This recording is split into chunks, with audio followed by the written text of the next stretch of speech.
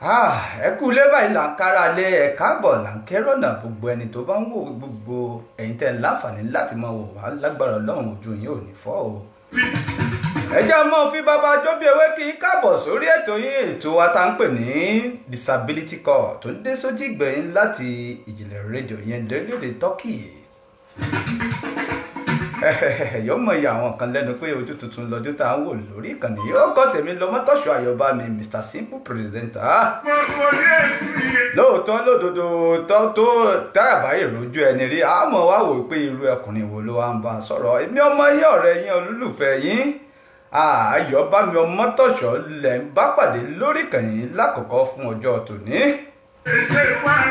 ohun tá a sì mọ bára wa sọ lórí ìkànnì ní disability call ìlera àti ipa tí àwọn àkàndá èèyàn tí wọ́n lè kó sí àgbáyé.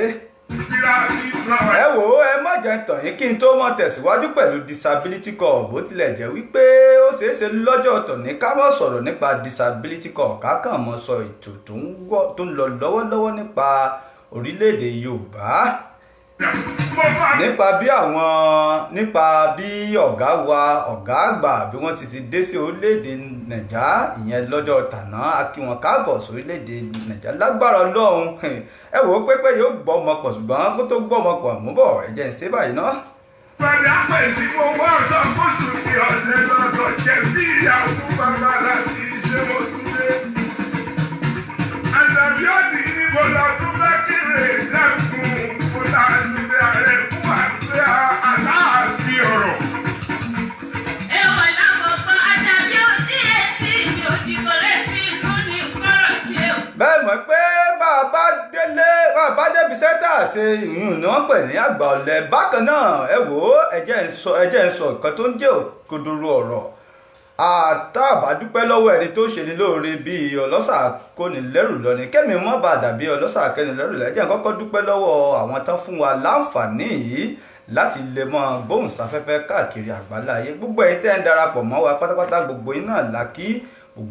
kí akíyín pé káàbọ̀ sórí ètò yín ètò wa ètò disability call ètò yìí lágbára Ọlọ́run a ó mọ da èdè rú mọ́ra a ó mọ fi Yorùbá sọ bákan náà ni a ó sì ti mọ fi pidgin English sọ bákan náà so nítorí pé kó lè capture àwọn audience wa ṣùgbọ́n kí n tó mọ bá ètò náà lọ fún tòní ẹ jẹ́ n dúpẹ́ lọ́wọ́ ìkànnì iná tó tẹ̀ fún wa láǹfààní láti lè farahàn láti lè fi ètò yìí hàn fún gbogbo àgbáláyé bákan náà kí n dúpẹ́ lọ́wọ́ gbogbo àwọn ọmọ Yorùbá àti létòkó pàápàá jùlọ ẹ̀yin tẹ́ wà ní diaspora ẹ̀yin tẹ́ wà ní òkè òkun sí Amẹ́ríkà ní bó ṣe London bó ṣe Italy bó ṣe any part of world ẹ ti ń gbọ́ wa lágbára Ọlọ́run orí yìí ò ní burú ẹlẹ́dàá yìí ò ní gbàbọ̀dẹ̀ lágbára Ọlọ́run gbogbo yín pátápátá lè jèrè lẹ́sì fi èrè jẹ̀kọ́ ẹ wò ó kí n tó tẹ̀síwájú bákan náà ẹ ti jẹ́ kí n dúpẹ́ lọ́wọ́ bàbá mi àròpọ̀ ire àyọkúrò ibi ìyún tán wà ní North America lọ́hùn pé ẹ ṣé ẹ kú àdúró tì wá ṣe rí nípa ti ọ̀rọ̀ òmìnira Yorùbá ó di dandan ó tiẹ̀ ti wá sí ìmúṣẹ àdúpẹ́ nípa ìgbésẹ̀ tí wọ́n ń gbé lọ́wọ́lọ́wọ́ báyìí àdúpẹ́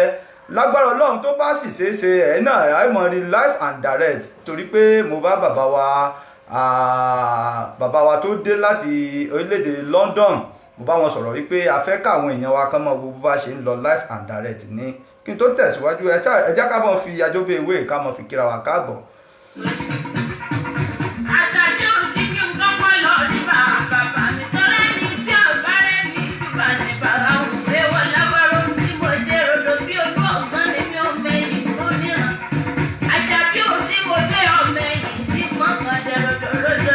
rodò mùsùlùmùsùn bí ojú ọ̀gbọ́n mẹ́yìn tó lórí sí àṣàbí ọ̀dì mo rí bàbá mi ọlọ́sàn kọ́lọ́lé alẹ́ òdì mo rí bàbá mi náà pa kókó kan ní kókó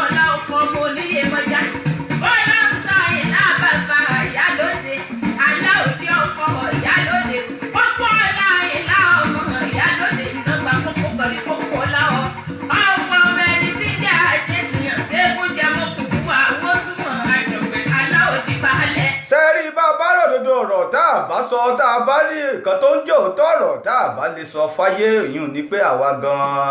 ìkan ń bá wa jà àbí ká sọ pé àwa gangan ń bá nǹkan jà kò bá sì sọ kò bá dáa tá a bá ti ń sọ kí àwọn tó wà ní òkè kan sì mọ bá wa gbọ́ pàápàá jùlọ lórí ọ̀rọ̀ àwọn lọ́balọ́ba àti àwọn aṣáájú Yorùbá látòrí bàbá wa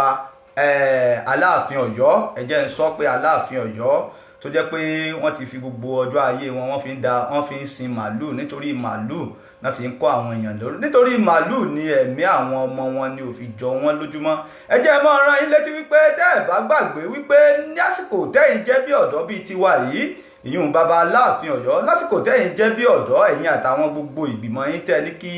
tí ẹ pọ́n ẹ̀mí àwa ọ̀dọ́ lé tí ẹ fẹ́ jẹ́ kí a lọ tàbí tó jẹ́ pé bóyá nítorí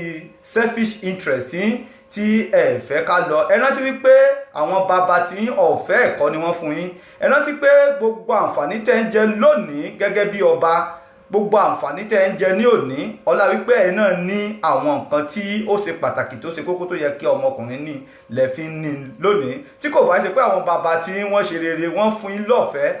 báwo lẹ́yìn ó ṣe dá pé orí àpèrè ọba nígbà tó wá di pé ẹ̀yin wá ń di ẹ wá ń pa àwọn èèyàn ẹ wá ń tí sọ̀pọ̀tì àwọn ọ̀daràn adarànjẹ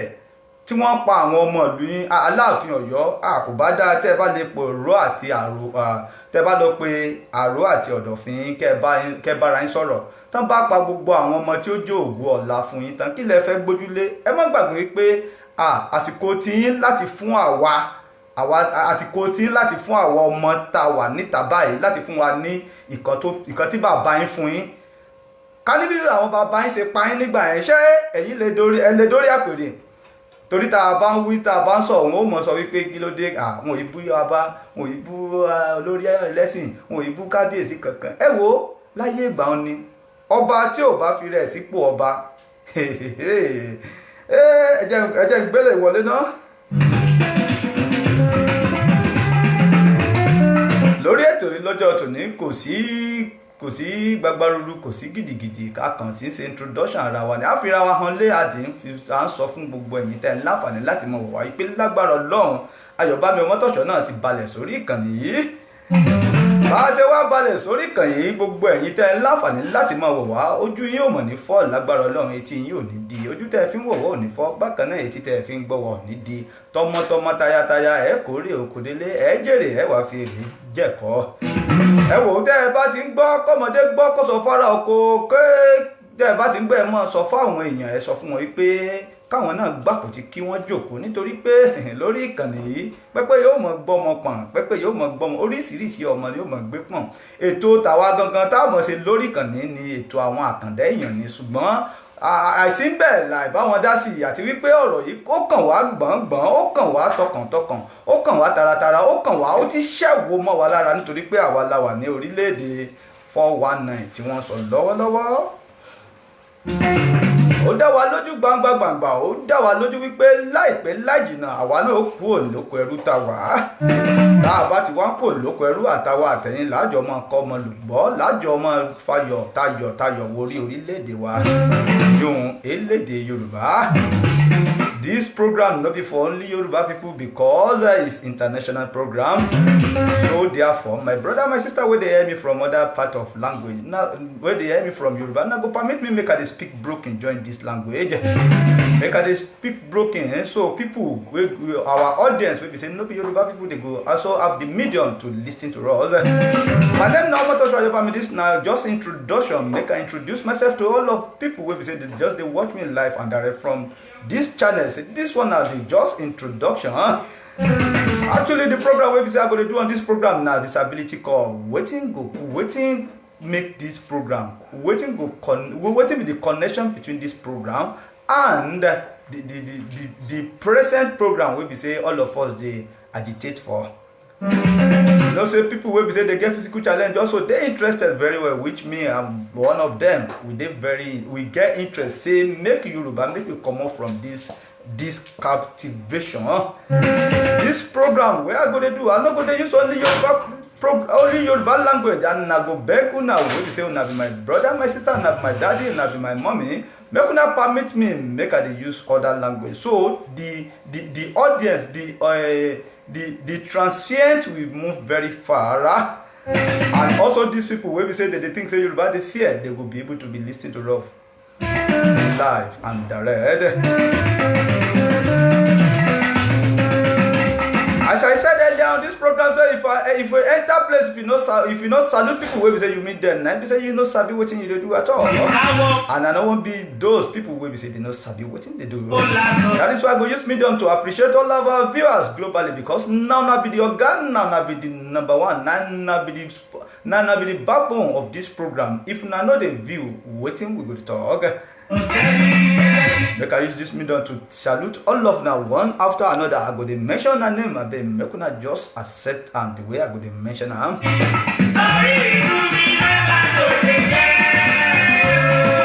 All our brothers and sisters wey be say they know they understand Yoruba at all. I go to miss the language, so una go get benefit as well. And I no go use more than 1 hour. I don't promise that one.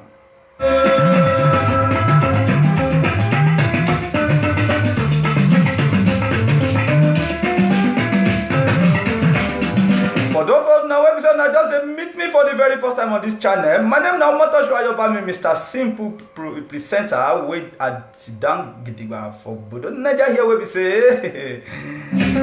where would they tell that say Naija no good, Naija no okay at all. Kuma Naija na scam, Naija don't expire. Tete Naija no be part of the country wasted they exist. Some foolish and stupid people go to talk. Say wetin we go talk. Now we know wetin we dey face. We go to give you gist, full gist about how we dey feel for this Obodo Naija. By the special grace of God, una go dey hear full gist about wetin dey happen for Obodo Naija. Wey be say if we dey talk, if we dey tell una say Naija no good, Naija no good, Naija don expire. If you dey mention country wey be say dem still dey exist, Nigeria no dey involved, because if you check the book, apart from fake book where they published, the original paper, if you dey check the original paper of this country, you go know say more than 6 years now Nigeria don expire. Very surprisingly, when Mr. President himself, fake president, wey be say we no even know maybe he still there or he no there. Because me, I believe so. If he still there, really, I know as a journalist, I'm not supposed to be biased. We go to tell you how it waka and how it go. No be lie at all.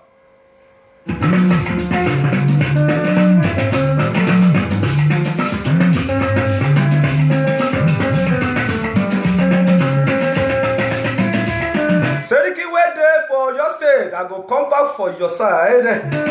But make I use this medium to reverse wetin I dey talk, wetin I don already talk in Yoruba language for the benefit of our brothers and sisters wey say they don't understand Yoruba at all. And they talk about this stupid leader, this our stupid leader. Me now Obodo Naija dey and nothing fit happen. Because the truth say na truth we dey talk, na reality we dey tell una. And they tell una the truth, and they tell una the reality. All this leader, if you check this story, if you check the history of this Naija, from all this our Royal Majesty,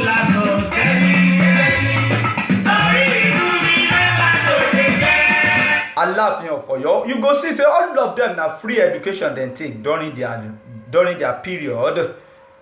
I mean during their youth age, they attended free education. They got every necessary thing free. They were well brought up free. Most of them were even trained abroad free. Most of them before graduating from school, they have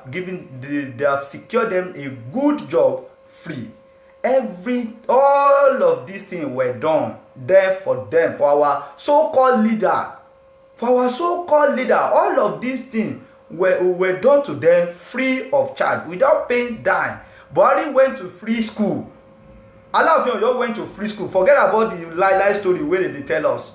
And this time around, how it don't open, my brother? How it don't open? We no go still continue, because Nigeria itself, Nigeria as a body, Nigeria no dey exist again. And if you say I dey lie, you can check it online. Check when was the agreement made When was the agreement made? When? E don tey. E don tey. And I no go lie una. We go dey talk the truth, we go dey talk reality.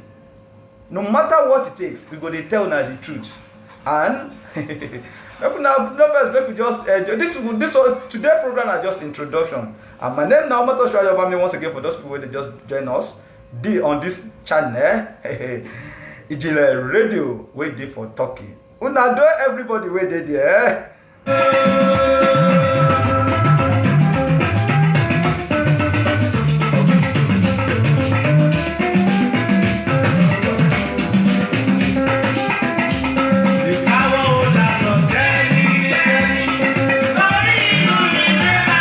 Ṣé ibi tí wọn ò tẹ̀ ti rójú gbọ́ ti aráàlú tí wọn ò ti ṣe ohun rere fún àwọn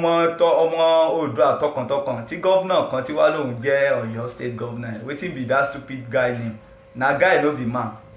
I dey tell una this time around everybody eye don open. Kò sí nǹkankan tá ń fẹ́. Èyí tí Buhari sọ láàárọ̀ yìí nínú Punch is just kájò ni. It's too late.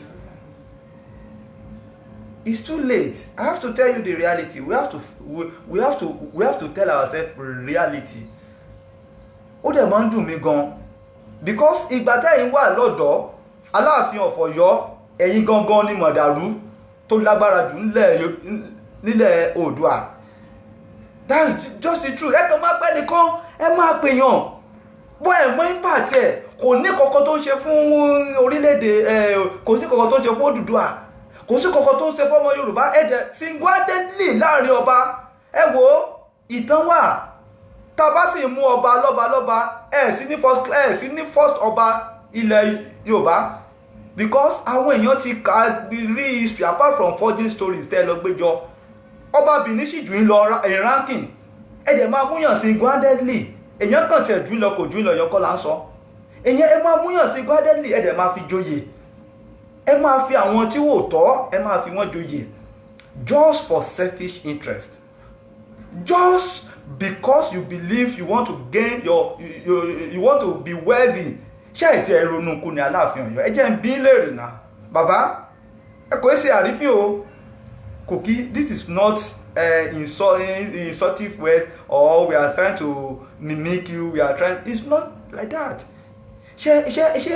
ẹ kí ronú kù ní bàbá ṣé ẹ̀yin ò kí ẹ mọ̀ pé lọ́jọ́ ọjọ́ kan kò sírú agbára tẹ́lẹ̀ ní ọjọ́ kan náà ni ẹ̀ní lè mímọ́ ọjọ́ kan yìí náà ni ẹ̀ẹ̀kan tí ẹ ronú pé ká ní bí àwọn bàbá ń ṣe ṣe yín lẹ́yìn ṣe ń ṣe àwáǹsìn yín ǹjẹ́ ṣé ẹ̀yin ò ní opportunity àti kàwé ṣé ẹ̀yin ò ní opportunity àti lọ ilé ẹ̀kọ́ ká tó máa sọ pé ẹ fẹ́ di ọba.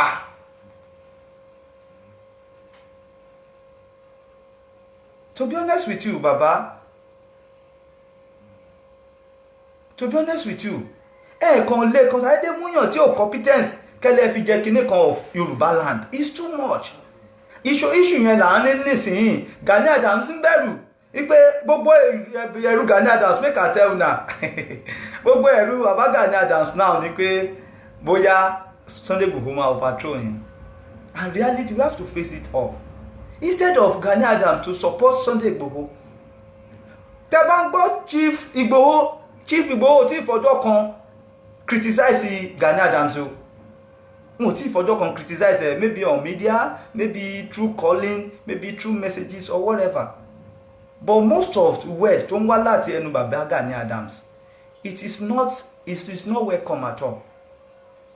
We know October 1st fumble, right? Everybody demo. You ran away. You left us inside this challenge. You ran away. Ìgbà tẹ́ ẹ̀ ti rí pé àwọn èèyàn ti parí what I think you supposed to do ni pé kẹ́dẹ̀ pé Sunday Igboho bójú ọmọ wa náà lẹ́ pé bẹ́ẹ̀ tẹ̀ tó bí lọ́mọ. To be honest with you, that's just the reality. But nípa ipò tí wọ́n ti fi ń jẹ tí ó ṣe gbogbo Yorùbá kí tiẹ̀ ní criteria tán fi ń joyè yẹn náà. Kí ni criteria t'Aláàfin Ọ̀yọ́ ọmọ ń lò láti fèèyàn joyè bàbá mi ò mo ṣí fìlà forí adé omi ò rí ń fín o, but kí làwọn criterias ṣe máa ń wo àwọn yìí pé kí ni impact wọn láyé àwọn others.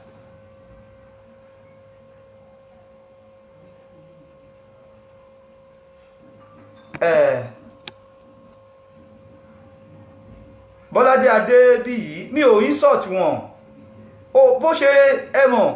kò ṣe pé mo insult wọn tó bá dàbí insult ẹ má bínú but the truth is that ṣé wọ́n ń wo criteria kan tó fi yàn joyè kí ni impact Wasiu Ayinde kan tó fi joyè à ń pariwo Odùduwà republic now Odùduwà republic kí ni impact Wasiu Ayinde ń pa ẹ má gbàgbé pé this is the same person tó kọrin nígbà Ọbásanjọ́ ẹ fún bàbá ẹ jẹ́ kí bàbá ṣe kinní kan anyway that is not how we can actually make the best but baba you have to think twice tí àwọn dádì tí àwọn bàbá yín bá ṣe ń báyìí ẹ̀yin ò lè dépò ọba yẹn o torí tí Fúlàní bá ti pààyàn at the tender's age how will you become a king ẹ jẹ́ mọ́ gbàgbé pé tẹ́ bá kúrò níbẹ̀ yẹn àwọn kan ló padà bọ̀ wá sórí ipò yẹn.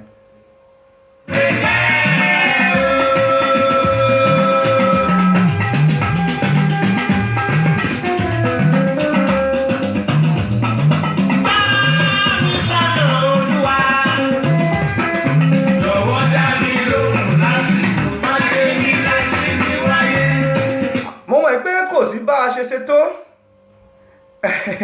Mr. Bọ́ládé ijó tó káni lára là ń fi kúùkù jò ó yẹ kó yé yín à ń sọ̀rọ̀ tá a bá ń sọ̀rọ̀ àkàndé èèyàn ipa wo àkàndé èèyàn fẹ́ kó ìyẹn ni topic ìyẹn ni program tẹ́mi fẹ́ máa ṣe lórí program lórí ìkànnì yìí but àkànlé fẹ̀tẹ́lẹ̀ ká mọ́ pa làpálàpá to be honest with you Buhari itself free education ló gbà ní orílẹ̀-èdè Nàìjíríà yìí náà ni free education ló gbà free education ló gbà ó ń dùn mí gan ìgbà tó ọmọ Buhari l'accident do you know how much Nigeria owó Nàìjíríà tí wọ́n ná sọ́mọ Buhari did you know ó wá di àsìkò tó yẹ kí àwọn bàbá wọn fún wọn ní free education pé ẹ wá tún ìlú ṣe ẹ wá ṣe nǹkan báyìí ẹ wá ṣe nǹkan báyìí ẹ wá ṣe nǹkan báyìí ó wá dásìkò tí wọn tó yẹ káwọn náà fún àwọn ọmọ tó ń bọ̀ àwọn pa àwọn ògo yẹn they keep killing us they keep killing us ṣé bí wọ́n á ṣe pa wọn ok mo bọ̀ o bàbá mi mo apologize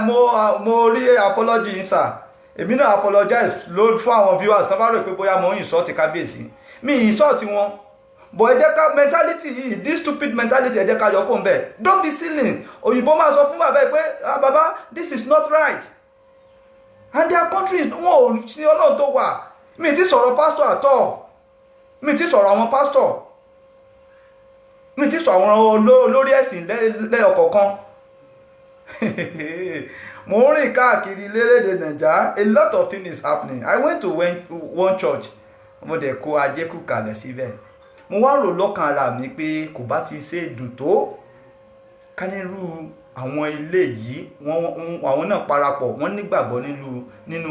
ìkan tá à ń sọ ni bẹ́ẹ̀ ọ̀pọ̀ wọn nígbàgbọ́ o ṣùgbọ́n ẹ̀rù ń bà wọ́n wọn ò fẹ́ sọ ẹ̀rù ń bà wọ́n wọn ò fẹ́ sọ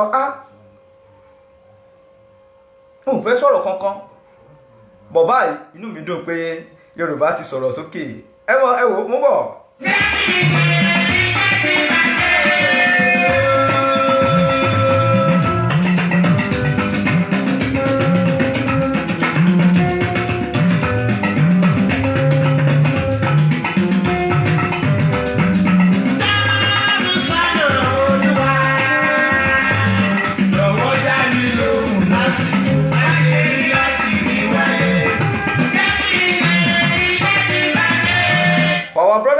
We say they know they understand Yoruba. I welcome all of you to this program, and they see some of my friends. We say they know be Yoruba on this program. Make us speak this pidgin, so the transcend go move very far. My name once again, I'm Shoyoba. May I be Mr. Simple Presenter. Person will be say in they try to balance himself. He no like to insult. He no like to abuse. But no matter how we train as a journalist, we must be frank. We must be honest with ourselves, because journalists are said to be the mouthpiece of people. So the fruit has to be said, no matter what it takes. What I'm just trying to do this morning, wetin I dey do this morning na be say I dey just do introduction on this radio. Dey tell our people say by the special grace of God, me I go stand down gidigba dey do the program wey dey call disability call. This program we go focus and we go dey bring a lot of guests wey be say dem dey know. Some people no get hand, they still dey do good thing. Some people no get leg, they still dey do thing. Some people no get eye at all, they still dey do good thing. By the special grace of God, na go dey meet our guests, and these people wetin they go dey do na to just dey encourage those people wey be say they no fit like that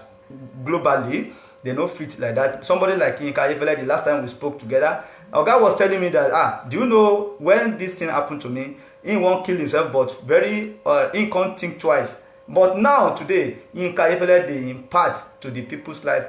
millions of the people life, at least more than 20,000 worldwide. Wey be say they chop under Ijinle. Disability call. Now we go just dey talk and to encourage all our brothers, all our mommy, our daddy, our viewers, all the audience wey be say they get physical challenge. May they not think say life don't finish for them. May they not think say life don't end for them. The truth of the matter say the atmosphere, the country at the na the bad leader wey be say we get, wey we dey call our oga. Assuming say they create a neighbor environment for all of now by the special grace of God, before they bring some good thing wey be say e dey inside them. So if you get physical challenge, maybe you no go fit hear very well, no think say life don end at all, because there is a lot of the people wey be say they get physical challenge, they still dey do well. That is wetin the program go dey do. But before we say we go proceed with that today, make we just talk brief about wetin the trending thing wey dey go on, which is very wetin we dey concern most. Na be Oduduwa Republic. It has come to stay, no going back. All this one wey be say government just dey talk today, they say dialogue, wetin they call am, this thing wey be say baba they don dey ask for the very long time. Buhari himself come dey say okay, make una look this thing now today, and a lie. I believe say this thing na lie. They just want to mimic us. They just want us to think say them they don't think, they don't plan restructuring now. Let's look to restructuring is too late. We no want restructuring. All what we need now na Oduduwa Republic. And make I use this opportunity also to pray for our chief wey be say na him pull out, na him make most of us, na him make most of youth, na him we dey see in front. Make I use this medium to pray for him. May God Almighty continue to guide him and make him a leader. And the waka come back, make una take this music to cool una mind.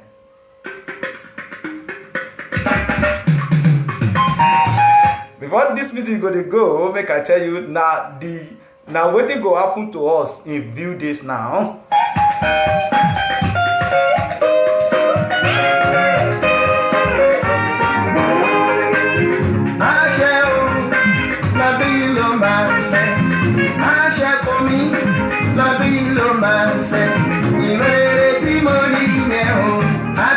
Lágbára Ọlọ́run ìran rere tá a ní lọ́dún yìí ló máa ṣẹ. Yorùbá nation lọ́dún yìí ló ń wá sí ìmúṣẹ. Yorùbá nation lágbára Ọlọ́run tó bá délẹ̀ tán wọn ò ní fi ẹ̀jẹ̀ yín àbí ẹ̀jẹ̀ tèmi wọn ò ní fi ṣètùtù. Lágbára Ọlọ́run gbogbo alájọ máa délẹ̀ lérí. Ṣùgbọ́n mò ń rọ àwọn bàbá àwọn lọ́balọ́ba wa, pàápàá jùlọ mo ti ń sọ lẹ́ẹ̀kan sí bàbá wa Aláàfin Ọ̀yọ́, kí wọ́n jọ jàre, kí wọ́n tó fìyàn joyè. Ẹ wo criteria ẹ, ẹ wo impact ẹ láyé èèyàn. Ẹ sì mọ rántí ikú lẹ́ẹ̀kọ̀ọ̀kan. Ó ṣe pàtàkì. Ṣé rí téèyàn bá rántí ikú, ẹ̀rù gan mọ bá àti ṣe aburú. Ṣùgbọ́n bóyá mi ìmọ̀ kan tó ń ṣe àwọn èèyàn wa ní bóyá wọn kàn tẹ̀tí rò pé kò síkú mọ́. Ẹ wò ó, àṣẹ ìran rere wa lọ́dún yìí àṣẹ. Ẹ jẹ́ ká mọ forin yẹn ṣe jẹ. Lálámórí àmì o, níbi gíga, mo lálá pàpà mi sókè o, mo ní láti ṣe ìrántí mo rí síra. Gbogbo gbogbo ohun tá a ṣe ń pariwo náà lẹ́tí rí gbogbo nǹkan tá a fi sọ̀rọ̀ tẹ́ bá notice ẹ rí i pé láìpẹ́ lájìnà mo sáré kúrò lórí ìran kò ṣe pé èmi ò nẹ́tíwọ̀kì ló já dànù ìlú tí ò síná ìlú tí ò sómi ìlú tí kò sí security àwọn èèyàn dẹ̀ ń sọ pé àwa ń sọ̀rọ̀ sókè pé ẹja máa lọ à ń sọ̀rọ̀ sókè pé ẹja lọ ká lọ tún ìlú ara wa ṣe ẹ jẹ́ ká lọ tún kinní yìí ṣe ọlọ́run ò lè sọ̀kalẹ̀ kó wá bá wa ṣe bọ̀ mentality àwọn èèyàn wa lórílẹ̀‐èdè yìí ó ga ó lágbára bẹ́ẹ̀ láti ti rí àwọn kan sọ pé 2023 Tinubu for life lójú kíni ẹ wo alárèrè wọ́n ṣe ṣàjàmọ́ gbórin lọ́nà. ó dára yéyé ó lálá. ọ̀pọ̀ ló ti rùn tògótògó ọ̀pọ̀ ló tiẹ̀ ti ṣe bẹ́ẹ̀ ló ti ṣá málámálá tògótògó nítorí pé kò sí enabling environment ni kò ṣe pé bóyá wọn ò ní nǹkan tán fẹ́ ṣe ọ̀pọ̀ ló ti rìn dànù ọ̀pọ̀ ló ti kú tògótògó nítorí àìsí enabling environment àìsí bí wọ́n ṣe fẹ́ rin ìrìn àjò ayé wọn àìsí olórí tó dáa nígbà tá a wá sọ̀rọ̀ sókè ta ni ẹja mọ̀ lọ kí àlá rere wa kó lè wá sí ìmúṣẹ tẹ̀yìn kan sì wá ń fà sílẹ̀ ẹ dákun ẹ mọ ronú kú ni kí ni àfàlátà kìlò náà yóò ní làákàyè jọ ó yẹ kí gbogbo wa jọ máa gbé sókè ni ó yẹ kí gbogbo wa jọ máa gbìyànjú ó yẹ kí gbogbo wa jọ máa sapá wa ni ó yẹ kí gbogbo wa jọ máa ṣe pé ó yá ẹja máa lọlé kí gbogbo wa máa sọ pé àlá wa gbọ́dọ̀ wá sí ìmúṣẹ tá a bá wá lágbára tá a ò bá lè rìn tá a bá lè sọ̀rọ̀ sókè ọ̀pọ̀ èèyàn ló lágbára míì sínú kò sẹ́ni tọ́lọ́run dá tí ò fún ní ẹ̀bùn kan àbí kejì gbogbo àwa sọ̀rọ̀sọ̀rọ̀ ọ̀kan tá a mọ̀ ọ́n ṣe là ń ṣe yẹn ẹ̀wọ̀ Sunday Igboho ṣe bí ìsọ̀rọ̀ kì í ṣe sọ̀rọ̀sọ̀rọ̀ bò ń ló ṣáájú ogun wa òun ló ní ó yá kà láì lè wá sí ìmúṣẹ ẹ̀jẹ̀ ìṣáájú ẹ wàá rí i pé lásìkò tó ṣáájú ó ní ọ̀pọ̀lọpọ̀ ọmọ ogun lẹ́yìn àsìkò yìí nínú mi wá dùn wàyí ọkàn mi wá balẹ̀ wípé àlá rere wa ti wá sí ìmúṣẹ ìwọ náà tó o bá lè ṣáájú ogun tó o lè gbàdá tó o lè gbébọn tó o tiẹ̀ lè sọ̀rọ̀ sókè ó jẹ́ àdúrà lọ lè gbà bó jẹ́ àwẹ̀ ni ìwọ náà gbà tó yẹ tá a bá gborílẹ̀-èdè wa yí àyípadà ẹ jẹ́ ń já yín sí kankan kí n mọ̀ sọ fún yín pé ẹ mọ̀rọ̀ pé gbogbo wa lógún jà kéèmọ̀ ìṣe gbogbo wa lógún jà ẹ wò ó ogun orílẹ̀-èdè ó lágbára jogun ìdílé lọ ogun orílẹ̀-èdè ó lágbára jogun abínibí lọ ẹ jẹ́ ń fún yín ní àpẹẹrẹ kan tẹ́ fi mọ̀ pé ogun orílẹ̀-èdè lágbára gan ẹ jẹ́ ń mọ̀ sọ fún yín pé tí èèyàn mẹ́wàá bá pàdé níta àní tí èèyàn mẹ́wàá tàtà tí wọ́n bá pàdé níta ó sọ wípé tí èèyàn mẹ́wàá tán wá níbi ọ̀tọ̀ọ̀tọ̀ tán wá pàdé lágbo kan níta gẹ́gẹ́ bí ẹ̀sánpù kan tí mo sọ ń sìn for an instance now kí èèyàn mẹ́wàá kẹ́nìkan kò lọ́yọ̀ọ́ kẹ́nìkan kò lógùn kẹ́nìkan kò ní ìbàdàn kẹ́nìkan kò ní ìlọrin kẹ́nìkan kò lẹ́kọ̀ọ́ kẹ́nìkan kò ní abẹ́òkúta kẹ́nìkan kò ní ìjẹ̀bú kí àkóṣàjẹ́ mẹ́wàá kan wá láti ibi ọ̀tọ̀ọ̀tọ̀ kan wá pàdé níbì kan mo fẹ́ change orin mi níjọ́ kan bá wá pàdé níbì kan kí àwọn mẹ́wàá yìí kan mọ ṣiṣẹ́ ọ̀tọ̀ọ̀tọ̀ bẹ́ẹ̀ mọ̀ pé tó gun orílẹ̀-èdè ò bá jà wọ́n táwọn mẹ́jọ nínú ẹ̀ táwọn àtàbí tí méje nínú ẹ̀ tán bá ṣàṣeyọrí yóò ran àwọn mẹ́wẹ̀ẹ̀wá yìí gbogbo wọn sì dá láyọ̀ ṣùgbọ́n nígbà tí ogun orílẹ̀-èdè bá wá ń jà àwọn mẹ́wẹ̀ẹ̀wá yìí tí kan ò bá kan tí kan ò yọ̀ kan kò sí bí wọ́n ṣe fẹ́ dá láyọ̀ tí nǹkan tí mò ń bá sọ tí ò bá yé yín ẹ jẹ́ ń lò lọ́nà yìí gẹ́gẹ́ bẹ́ẹ̀ mi ṣe wà ní Federal Capital Territory tí mo wà ní ìlú Àbújá lórílẹ̀-èdè Nàìjíríà ká ní bí mo ṣe wọ̀lú yìí èmi àtàwọn ọ̀rẹ́ mi bíi mẹ́sàn-án ká pàdé l'Àbújá àbí ká là pàdé nílùú Jos ẹ̀já sọ̀rọ̀ sókè jọ àwa mẹ́wàá tá a bá pàdé nílùú Jos bá a bá lógun ìdílé tó gun orílẹ̀-èdè ò bá jà wá tí mẹ́jọ nínú wa tó bá ṣàṣeyọrí kò ní lè fún méjì tó kù nínú wa láti gòkè lára mẹ́jọ tó ti ṣàṣeyọrí ṣùgbọ́n nígbà tó gun orílẹ̀-èdè bá ja gbogbo wa ẹ wò ó ogun orílẹ̀-èdè ló burú jù ogun orílẹ̀-èdè ti ń jà wá lórílẹ̀-èdè Nàìjíríà ni la fi wá sọ̀rọ̀ sókè nígbà tá a ti rí òkodo ọ̀rọ̀ wípé kò sí tó ń jẹ́ Nàìjíríà nàìjíríà mọ́ làwa náà fi ní ká sọ̀rọ̀ sókè ká bá wọn dá sí àìsí ń bẹ́ẹ̀ láì bá wọn dá sí ẹjẹ́ bá wọn dá sí yìí jọ ká sì sọ ìkan tó ń jẹ́ òkodoro ọ̀rọ̀ kó mọ̀ jẹ́ pé àhesọ ọ̀rọ̀ lásán òun ló jẹ́ mọ́ sí bàbá wa létí wípé kàn jọ rí pé láàfin ọ̀yọ́ ni mo pariwo because àwọn ló sábà máa ń jẹ kinní kan of yorùbá land ó yá àwọn ètò ìró criterias pé kinní àwọn position yìí ó mọ̀ ní criterias yìí agbára ọlọ́run gbogbo ẹ̀yin tẹ̀ ń wò mí ọ̀rọ̀ wọ́ padà já sáyọ̀.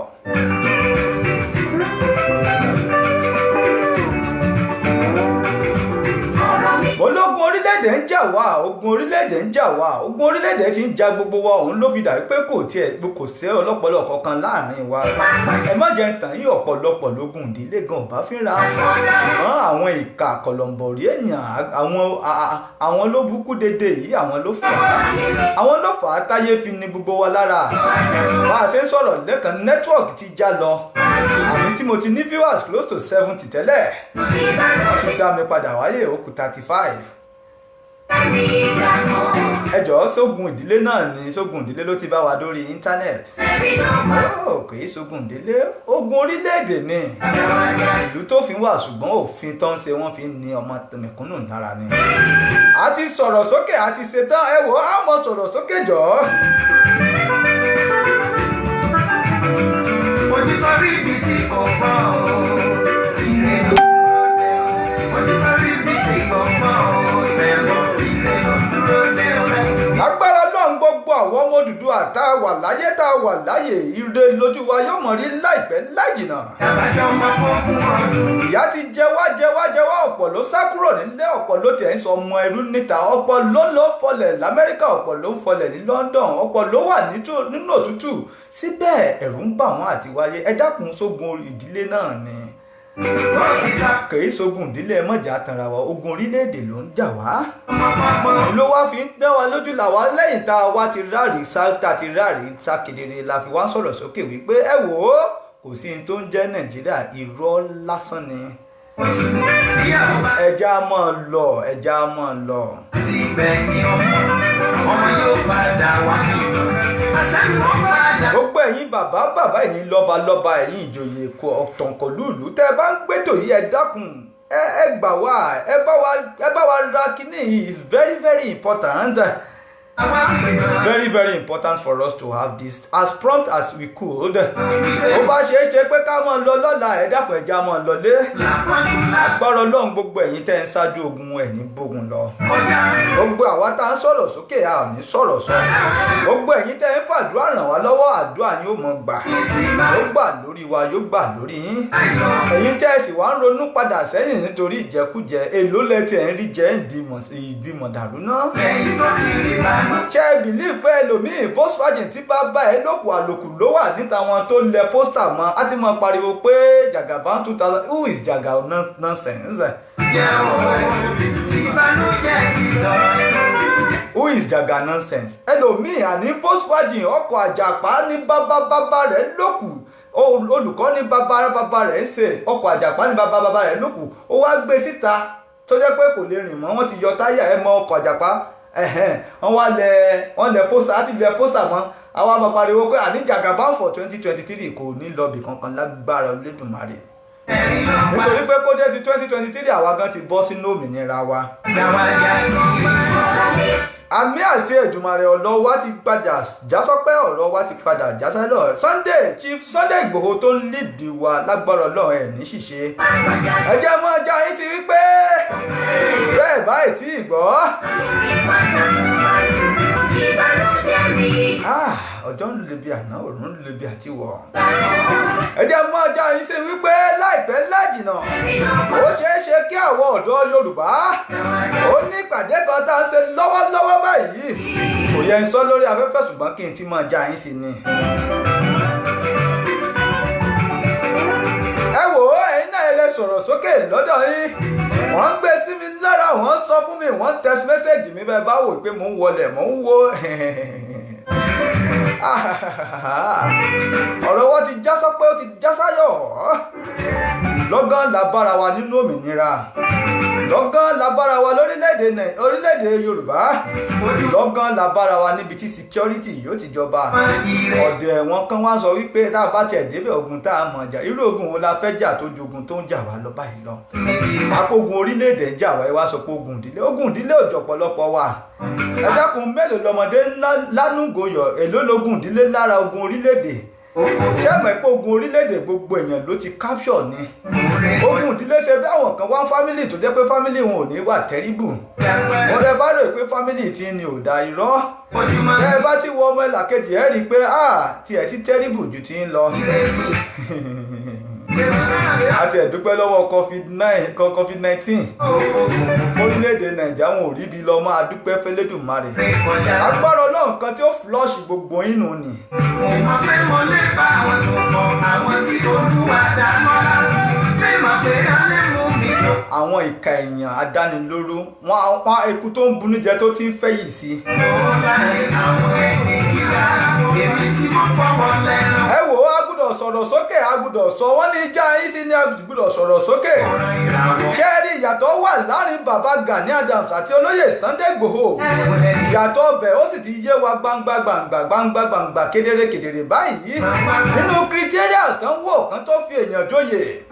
ṣe fẹ́ni tó bá nífẹ̀ẹ́ yẹn ẹni tó ń jà nítorí tèèyàn ni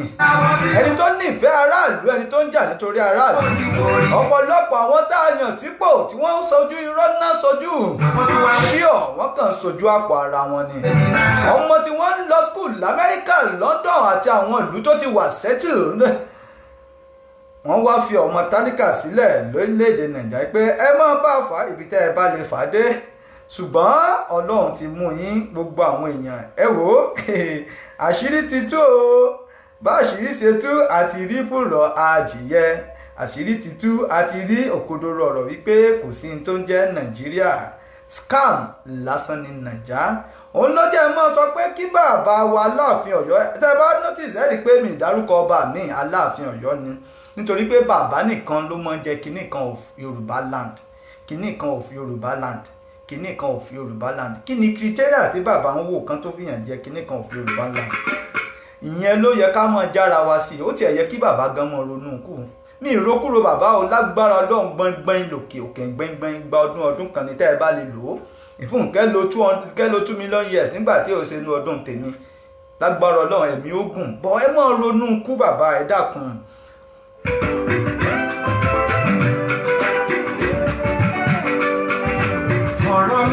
mo ní kí n ti fi orin kí tí mo fi dá wa lára yá ni pé ọ̀rọ̀ wa padà já sọ pé ayé wa ti padà ládùn ẹ jẹ́ ẹgbọ́rin díẹ̀ kẹ́yìn náà ẹ má bá mi sọ̀dímù kẹ́ nítorí pé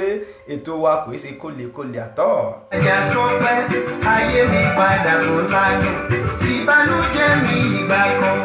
ẹ̀rín ló padà wá já sí. ọ̀rọ̀ mi pàápàá já sọ pé ayé mi padà kò ládùn ìbànújẹ́ mi ìgbà kan ẹ̀rín ló padà wá já sí.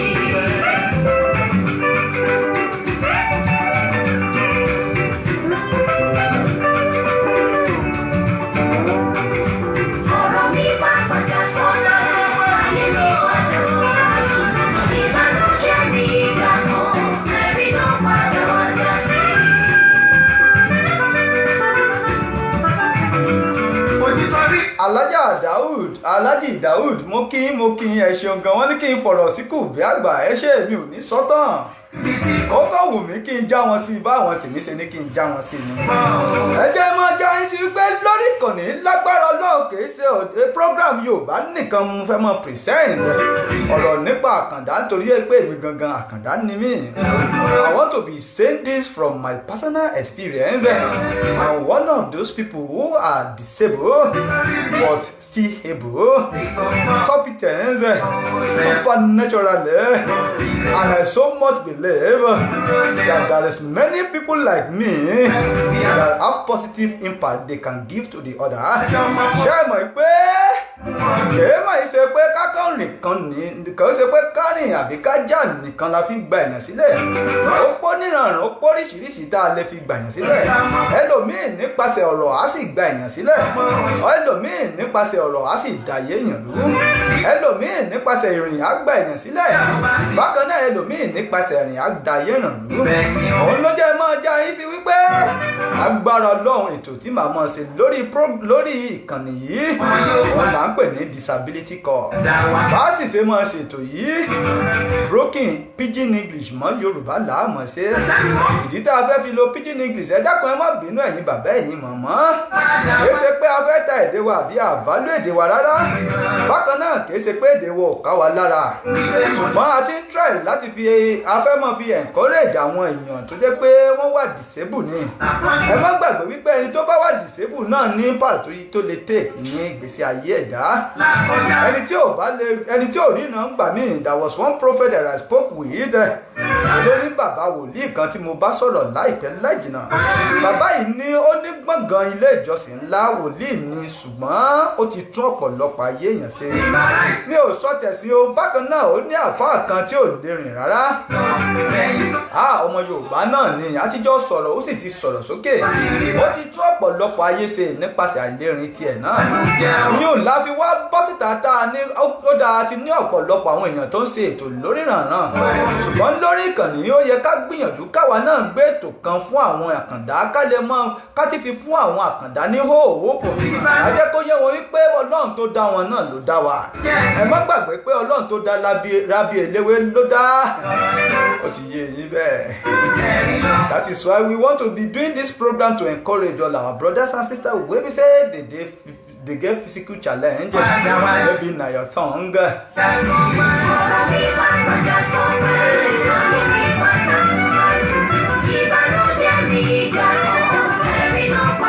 Àwọn èèyàn mi ló test mi náà rí mọ́ ọjà yín sí wípé tá a bá ti dórílẹ̀-èdè wa lágbára Ọlọ́run gbogbo yẹn ò ní mọ́ ṣẹlẹ̀ mọ́ ogun olè àdúgbò wa tiẹ̀ wá tẹ́rìbù lẹ́nujọ́ mẹ́ta yìí kẹlẹ́dà kó wa yọ lọ́wọ́ àwọn alọ́kọ́ lóhun kígbe ẹjọ́ náà.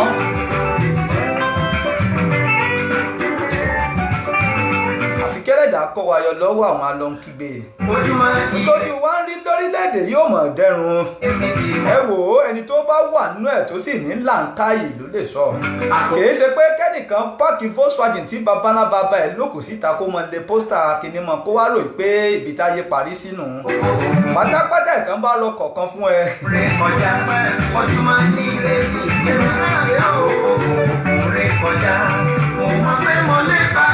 Mo ní lórí ìkànnì ètò tá a fẹ́ mọ́ ṣe ní disability call ètò àkàndá èèyàn tá a fẹ́ mọ́ fi ro àwọn àkàndá èèyàn tá a fẹ́ mọ́ jẹ́ kí wọ́n mọ́ realize pé ìkànnì gbogbo wa tá a fẹ́ fi mọ́ fún wọn ní hope káwọn náà lè mọ́ dunnú wípé kò parí síbẹ̀ alákàndá èèyàn tó graduate tó dì ń tán sóríire arẹ́ni tí ò lè rìn rárá tó mọ̀ sóríire bẹ́ẹ̀ bá tiẹ̀ mọ gbogbo ẹ̀ bẹ́ẹ̀ mọ́ ń kù mí brọ́dà mi yẹn tó wà nílùú Ìbàdàn ẹ mọ ọ̀pọ̀lọpọ̀ ẹ̀mí ẹ mọ ọ̀pọ̀lọpọ̀ àwọn èèyàn tó ń jẹ lábẹ́ Ayéfẹ́lẹ́ ni bẹ́ẹ̀ náà ni bàbá olùṣọ́ tí mo gbé wá sórí ètò tá à ń ṣe ní ìkànnì míì lọ́sẹ̀ tó kọjá bàbá yìí sọ nǹkan kan tó bà mí lẹ́rù ṣùgbọ́n láìpẹ́ á gbé wa wá sórí ìkànnì tí wọ́n wá sọ̀rọ̀ sókè ó nígbà tí àwọn kọ́kọ́ fọ́ lójú wípé àwọn kọ́kọ́ gbé tarí mu tí n bá sọ pé tarí gamali 20 mo mọ̀ pé ọ̀pọ̀ wa láti understand yẹn. ó ní ṣùgbọ́n Ọlọ́run bàbá yìí ti wá ṣe a lot of program tó jẹ́ pé ó ti fi gba àwọn ọ̀pọ̀lọpọ̀ sílẹ̀ èmi ò sọ pé nípasẹ̀ wọ̀ọ́lì àbí whatever o torí ó ṣe scholarship program tó ti ń fún àwọn èèyàn. ọ̀pọ̀ ìràwọ̀ tí mo ti wò rí mo tún wá wé mi náà bí ìràwọ̀. ìyẹn ló fi wá fún wa pé ẹ dákun ẹ jẹ́ ká gbétò kan sílẹ̀ ká mọ́ fi encourage àwọn àkàndá èèyàn. Ìbànújẹ́ ti lọ́rọ̀ ẹ̀rí ló padà wájà sí i. Ọ̀rọ̀ mi pàpàjà sọ pé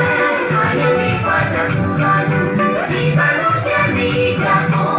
ẹ̀rí ló padà. Agbára náà ní gbogbo ọjọ́ Wednesday lẹ́mọ̀ pàdé wa lórí disability call lórí ìkànnì yìí.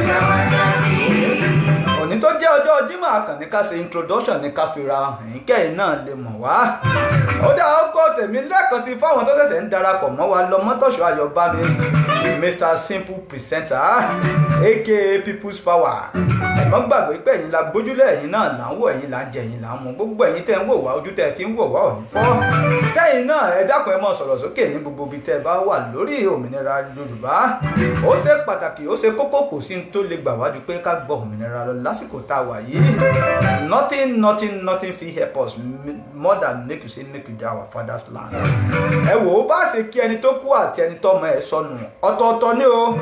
bákan náà pẹ̀lẹ́ lákọ pẹ̀lẹ́ lábọ̀, torí pẹ̀lẹ́ táàkì ẹni tí ìyá ẹ̀ kú ó yàtọ̀ fún pẹ̀lẹ́ táàkì ẹni tẹ́bi ń pa. ẹni tó kù díẹ̀ fún káàtó bá ṣe kí i pé ẹ pẹ̀lẹ́ ó yàtọ̀ fún ẹni tí ìyá ẹ̀ kú. pẹ̀lẹ́ lákọ pẹ̀lẹ́ lábọ̀ ọ̀tọ̀ ni tẹ̀mí mọ́lẹ̀ kí n ṣe pẹ̀lẹ́. ó ní ó sì wá tẹ̀mí lọ́rẹ̀ pẹ̀lẹ́ náà kí ló ṣe é. pẹ̀lẹ́ pẹ̀lẹ́ sorry pẹ̀lẹ́. sẹ́yìn náà rí i pé pẹ̀lẹ́ yàtọ̀. ìyẹn ló jẹ́ ń sọ pé tá a bá kò nínú ìnira tá a bá tiẹ̀ bọ́ sórílẹ̀-èdè wa, gbogbo ẹ̀yin tẹ́ ń sọ pé ṣá wa corporate ní àṣẹ wa corporate corporation wa ó tó ẹ wò ó bá ṣe mọ́ bára wa gbé yàtọ̀. tó bá tiẹ̀ wá jẹ́ pé a ṣẹ̀ ní some little challenge àràrà wa ẹ já sì lọ ọmọ lò láàrin ara wa. àníkàtẹ̀ kọ́kọ́ kò lọ́wọ́ Fúlàní agbénipa. ọ̀pọ̀ ẹ̀mí ni wọ́n ti já, ọ̀pọ̀ ìdílé náà ti sọ sínú òkùnkùn padà. irú fámìlì tó bí ọmọ dókítà yẹn, bàbá dókítà tí wọ́n pa yẹn, imagine. bí n bá ní kí n mọ̀ sọ̀rọ̀ wà láì ẹ̀yin èèyàn rò pé àbẹ́lẹ̀ èbú ni wọ́n gbé sórí ìkànnì ni. meanwhile I'm a trained and professional journalist. síbẹ̀síbẹ̀ òótọ́ ọ̀rọ̀ ni pé a mọ̀ sọ̀rọ̀. as a journalist from journalistic profession, a gbọ́dọ̀ wà too biased, but we must be face reality. nítorí pé journalism is all about people's mouth. gbogbo èèyàn kan ló lè sọ̀rọ̀ sókè, nípasẹ̀ àwa kan náà ni wọ́n sì máa sọ̀rọ̀ sókè. tá a bá wá rí message, tá a bá rí táwọn èèyàn bá rán wa létí àti sọ̀rọ̀ sókè, tó bá ti ní ẹ̀rí tó sì ní àrídájú, kò sí nǹkan tó ní ká má sọ̀rọ̀ sókè. olùwàgbọ́ èèfọ̀n lóra àkókò tó máa sùn. ṣùgbọ́n nígbà tásìkò tó Olúwa nù mí jẹ́ mi nù. ìbànújẹ́ ti lọ ẹ̀rí ló padà wájà. agbára lọ́wọ́ Ọlọ́run gbogbo ẹ̀yin tẹ́ ń láǹfààní láti máa wò mí jákèjádò àgbáyé, ìbànújẹ́ wa àgbà kan ẹ̀rín ní ọ̀padà já sí. orí yín ò ní burú, ẹlẹ́dàá yín ò ní gbàbọ̀dé. lórí ọ̀rọ̀ Koiki bàbá ẹ̀ ní sórí burúkú. ẹ jẹ́ máa fàkókò yìí gbàdúrà fún gbogbo àwọn èèyàn bàbá gbẹ̀dú lágbára Ọlọ́run yóò fún yín lálàáfíà. gbogbo ẹ̀yin èèyàn wa tẹ́ wà lókè òkun tó jẹ́ pé ẹ ti wà nínú kùdìẹ̀kudiẹ coronavirus. ìbànújẹ́ ní ìgbà kan ẹ̀mí ló padà wá dá sí. ìbànújẹ́ ti lọ́rọ̀ ẹ̀mí ló padà wá dá sí. mo ní gbogbo àwọn ọmọ ìyá wa tẹ́tí hit by COVID-19, by the special grace of God will deliver all of now. And those of you wey be say you have never been affected, ní wà affected lágbára Ọlọ́run. ẹ wò ó etí làámọ̀ fi gbọ́, kò ní jẹ́ ìpín wa lágbára Ọlọ́run. lágbára lọ́wọ́ Ọlọ́run ọba, ẹ̀yin làámọ̀ bá, àwa làámọ̀ wá, ẹ̀yin náà làámọ̀ bá. tá a bá gbọ́ òmìnira orílẹ̀-èdè Yorùbá, ní fi ń ṣàwátì ẹ̀ ní fàwa náà ṣàwátì. lágbára Ọlọ́run ìbànújẹ́ ayé wa, ọ̀rọ̀ ìtàn ẹ̀rín ló máa padà já sí. ó ti jásẹ́ ayọ̀, ó ti já sọ pé ṣe bẹ́ẹ̀ ti gbọ́tàn ti táwọn fúnra wọn ti sọ pé restructuring ni wọ́n wá. but it's too late for us to go back to restructuring. It's better for us to face it all. ká kò lọ́wọ́ ìjọba agbanipa. agbára Ọlọ́run gbogbo ẹ̀yin ọmọ ìyá wa pátá tẹ́ wà lókè òkun ẹ̀ kórè òkèdélé o. àwa tá a wà nílé náà a ò ní sórí burúkú, ẹni ẹlẹ́ni ò ní gbàṣẹ wá ṣe lágbára lọ́wọ́ Ẹlẹ́dùmarè. tẹ́ ẹ bá wojú aago ẹ̀ rí i pé ó kù ìṣẹ́jú ráńpẹ́ fún wa láti mọ lọ lórí ètò yìí. mo gbàgbé wípé introduction lásán la ní ká wá ṣe fún tòní. àní lọ́jọ́ Wednesday lẹ́mọ̀ pàdé wa lórí ìkànnì gbàgẹ̀. ká mọ̀ sọ̀rọ̀ lórí disability call lórí àwọn àkàndé yẹn. ẹ jọ̀ọ́ ẹ má bínú gbogbo ẹ̀yin tẹ́ bá rò pé kí wá ní ní àkàndé èèyàn náà wà nínú àwọn tó ń jà fún orílẹ̀-èdè Yorùbá tó jẹ́ pé wọ́n ṣe takuntakun ẹ jẹ́ ká fi wọ́n hàn ẹ jẹ́ káwọn náà ní ẹnu ẹ jẹ́ ká nípìn nínú nǹkan rere tó ń ṣẹlẹ̀. Lágbára Ọlọ́run lọ́jọ́ Wednesday gbogbo ọjọ́ Wednesday lẹ́mọ̀ pàdé èmi ọmọ yín bọ̀dá yín bàbá fáwọn ọmọ kéékèèké bàbá náà làwọn náà ó kàn wá sí pé bàbá kan ọmọ ni lọ́dọ̀ àwọn kan bákan náà ọmọ gan fáwọn kan ọmọjọ́ wo láti wá náà dáwà náà bímọ. Ajá sọ̀rọ̀ sókè jọ̀ọ́ mo ní gbogbo ọjọ́ Wednesday lẹ́mọ̀ láǹfààní láti pàdé wa lórí ìkànnì yìí láti mọ sọ̀rọ̀ nípa àkàndéyàn láti mọ gbé àwọn àkàndéyàn wá ipa tán bá ń kó pàápàá jùlọ nípa orílẹ̀-èdè Yorùbá wa a mọ̀ sọ̀rọ̀ ń pa ẹ̀ náà a ní filẹ̀ lẹ́kọ̀ọ̀kan tó ló dùn wá àwa gangan jìyà tí n bá sọ tó ń ṣe mí lọ́wọ́ fún yín ní ìjọba olóríire tá a dẹ̀ olórí náà tá a ní nítorí wọ́n ní kí àgbà kò sí gbogbo ẹnu sọ̀rọ̀ tán àwọn ló kúkú ń kó wa sí ìyọnu so ẹ wo ẹ gbọ́ wírin ẹ sì máa gbọ́ dẹ́ndé ọ̀rọ̀ lẹ́nu wa dẹ́ndé ọ̀rọ̀ ó ṣe pàtàkì ó ṣe kókó ká já yín sí pé a gbọ́dọ̀ gbàgbé àwọn àkàndéyàn nítorí pé ó nípa ribiribi táwọn náà ń kó ní ìgbésí ayé ẹ̀dá so lágbára náà ní gbogbo ọjọ́ Wednesday lẹ́mọ̀ láǹfààní láti pàdé ọmọ yín ọ̀rẹ́ yín bọ̀dá yín àbúrò yín bàbá fáwọn ọmọ kéékèèké ọmọ fáwọn bàbá àgbàlagbà Mr. Simple Presenter Ọmọtọ́ṣọ́ Ayọ̀bámi aka People's Power lórí ìkànnì yìí lágbára lọ́wọ́ Ọlọ́run ẹ wò ó ẹ jẹ́ tí sọ lẹ́ẹ̀kan sí kí n sọ̀rọ̀ sókè bàbá wa láàfin Ọ̀yọ́ kẹ́ tó fìyàn joyè ẹ máa wo àwọn criterias ipa wo làwọn tẹ́ ẹ fi ń joyè ipa àwọn náà kó ẹ̀kàn kìyàn mọ́lẹ̀ ẹ fi Ààrẹ Ọ̀nà Kakanfò gbogbo Yorùbá àwọn òbínú sí torí kò sóye ilé bàbá wa kò tẹ́ sóye tá a lè jẹ ṣùgbọ́n the truth of the matter is Ààrẹ Ọ̀nà Kakanfò ló yẹ kó lead nǹkan tí Sunday Igboho ń ṣe bọ̀ tí olóyè Sunday Igboho bá wá ń sọ̀rọ̀ àwọn wọ́n prevent Ààrẹ Ọ̀nà Kakanfò wọ́n protect ẹ̀ gbogbo ọ̀nà ní gbogbo dialogue wọn ní gbogbo ọ̀rọ̀ tán sọ lórí mídíà bàbá olóyè Sunday Igboho ò tí ever rí Ààrẹ Ọ̀nà Kakanfò rí wọ́n rí fín wọ́n mọ̀ sọ wípé àbàbá náà ń bọ̀ ibi gúdúgbẹ̀ kọ́ ló yẹ ká bá bàbá ìṣáájú ló yẹ ká bá bàbá nígbà tá a wá fi yànjọ ìyàwó òdì tí ò lè mádìyẹ.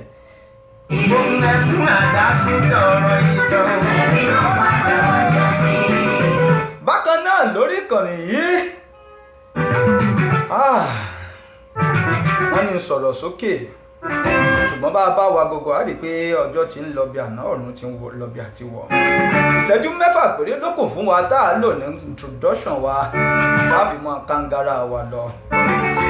6 minutes remain ẹ jẹ́ fi 6 minutes ń dúpẹ́ lọ́wọ́ gbogbo àwọn èèyàn tán láǹfààní láti máa wọ̀ wá jákèjádò àgbáyé lágbára lọ́wọ́ Ọlọ́run ojú tẹ́ ẹ fi ń wọ̀wọ́ ojú náà ní relédè yìí ẹ wo etí tẹ́ ẹ fi ń gbọ̀wọ́ etí náà ò ní di o ọwọ́ tẹ́ ẹ wá fi ń ta ọwọ́ náà ò ní jẹrà wọn ò ní gé yín lọ́wọ́ wọn ò ní gé yín lẹ́sẹ̀ lágbára Ọlọ́run ẹ ní dàbàràpá ẹ ní di aláàbọ̀ ara lágbára Ọlọ́run ara yóò mọ jí pépé ní gbogbo ìgbà ní gbogbo àsìkò tẹ́ ẹ bá ti ń fẹ́ ni pẹ̀lú ògo Ọlọ́run ẹ ní ró ẹ ní ṣàìsàn COVID-19 ò ní borí yín lágbára Ọlọ́run nítorí pé ẹ̀yin ṣe ọ̀bàyéjẹ́ bá a ṣe ń gbàdúrà fún àwọn ọ̀bàyéjẹ́ nìkan là ń gbàdúrà pé kọ́lọ́n bá wọn kó yí wọn lọ́kàn padà ṣùgbọ́n tó bá wáyé sí ìsìnkú àwọn ò ní yí lọ́kàn padà kọ́lọ́n bá wa ká wọn kó ńlẹ̀. èmi kò fi tọrọ mi wá jayé lójú. ẹ jẹ́ ń dúpẹ́ lọ́wọ́ ẹni tó fún mi ní oore ọ̀fẹ́ yìí kí káwa náà lè fi sọ̀rọ̀ sókè. ó gbà mí. agbára Ọlọ́run orí yín ò ní burú ẹlẹ́dàá yín ò ní gbàbọ̀dé. ọwọ́ ògùn. ìkànnì ìjìnlẹ̀ rédíò tó wà ní Istanbul ìyún ní orílẹ̀-èdè Turkey lágbára Ọlọ́run yóò kárí ayé bá a ṣe ń gbàdúrà. ẹ wò ó ìjìnlẹ̀ rédíò ẹ jẹ́ ká mọ̀ wò ẹ jẹ́ á mọ̀ share ẹ jẹ́ á mọ̀ lọ́ọ̀fẹ́ ẹ lọ́ mọ̀ subscribe sórí YouTube channel wa ó ṣe pàtàkì ó ṣe kókó torí ìgbàkígbà ni wọ́n lè block wa lórí Facebook sẹ́yìn sáàmù ẹ̀yin náà sáàmù orílẹ̀-èdè tá a wà ẹ̀ sì mọ new law tí wọ́n ṣẹ̀ṣẹ̀ ṣe mo dúpẹ́ púpọ̀ lọ́wọ́ gbogbo àwọn tá a jọ ṣètò yìí àwọn tí mo rí àtàwọn tí mi ò rí àwọn tí mo rí àtàwọn tí mo ò rí ẹ jẹ́ kí n sáré yanjú ẹ̀ torí pé àwọn kan wà tí mi ò fojú rí àwọn tá a jọ ń ṣètò lọ́wọ́lọ́wọ́ báyìí bákan ni àwọn kan wà tí mo fojú rí tá a sì jọ ń ṣètò yóò là ń pè ní àwọn crew wa gbogbo ẹ̀yin onígbọ̀wọ́ wa pátápátá lágbára Ọlọ́run ẹ ò ní mọ̀sálẹ̀ pọ̀ orí yín ò ní burú ẹlẹ́dàá yín ò ní gbàbọ̀dé mo ti dúpẹ́ púpọ̀ pọ̀ lọ́wọ́ Chief Sunday Igboho ìhùn tó ṣáájú tó jẹ́ kí akọni lójú ogun ni tẹ́yìn náà bá sì rí i pé ìgbà tí àwọn èèyàn láṣáájú ọ̀pọ̀lọpọ̀ ló ti fọ́n tẹ̀lé wọn ló jẹ́ pé people are just waiting for somebody to lead them. How which is our Ààrẹ Ọ̀nà Kakanfò that led would have been the best because the crowd would have more than this. Torí ẹlòmíín sọ pé Sunday Igboho ń ṣe nítorí popularity oníyẹ̀yẹ́ èèyàn.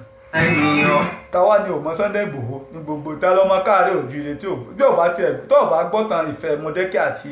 ọ̀gbọ́ táwọn gọ́fúnà tí olóyè Igboho ọ̀gbọ́ táwọn gọ́fúnà tó ti tẹ̀lé wọ́n wá sọ pé bóyá ó ṣe nítorí orúkọ àbí ẹlòmíì ṣe pé ó ṣe nítorí owó ọ̀dàgbàlà olóyè Sunday Igboho kọ́ lọ wo nǹkan tó rì mọ́lẹ̀ wọ́n wo àwọn ọkọ̀ tí ò tí fìdí bà more than 20 cars kò ṣe nítorí owó bẹ́ẹ̀ kò ṣe nítorí pé ó fẹ́ popular ó kàn nífẹ̀ẹ́ wa ni lágbọ́rọ̀ Ọlọ́run ò ní bínú sí yín olóyè Sunday Igboho ayé ò ní rí imú tàn bá rí imú ò ní rí gbogbo wa náà ẹ wò ó bàbá wa ẹ dákun kí n tó mọ lọ lórí ètò yìí ẹ bá wa ẹ sọpọ́ọ̀tì ètò yìí ẹ sọpọ́ọ̀tì Odùduwà ẹ jẹ́ ká kó ẹ má torí màálù tó bá ṣe torí màálù tẹ ní ọmọ Yorùbá tó lè bá yín da màálù náà wà bẹ́ẹ̀ bá lẹ́ nídìí ọmọ Yorùbá 2000 tó lè mọ̀ bá yín da màálù wọ́n wà wọ́n mọ̀ bá yín dà ẹ ti reduce unemployment wa ni ẹ má fi àwọ̀ ọmọ ẹ má fi wá ta káìtì mọ́ torí ká ní wọ́n fẹ̀yìn ta káìtì nígbà yẹn ni bóun lẹ́yìn ṣe fẹ́ dórí àpèrè tọ́ ẹ jẹ́ mọ́ kí gbogbo àwọn olólùfẹ́ wa jákèjádò àgbáyé tán wò wá ìgbé ó ṣe mí láàánú pé kò sọ kòkò.